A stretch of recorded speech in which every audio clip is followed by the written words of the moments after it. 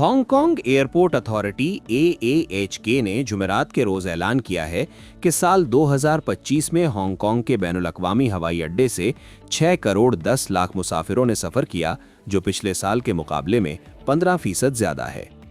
ये कामयाबी 2025 के दिसंबर में क्रिसमस का सीज़न उरूज पर पहुंचने पर उस वक्त हासिल हुई जब 8 रोज़ तक रोज़ाना 2 लाख से ज़ायद मुसाफिरों ने इस हवाई अड्डे से सफ़र किया। हांगकांग एयरपोर्ट अथॉरिटी के मुताबिक इसी दिसंबर में हांगकांग के बैनुल-अक़वामी हवाई अड्डे से मजमूई तौर पर 58 लाख मुसाफिरों ने सफ़र किया, जो गुज़िश्ता बरस के इसी अरसे के मुकाबले में 13.5% इजाफे को जाहिर करता है।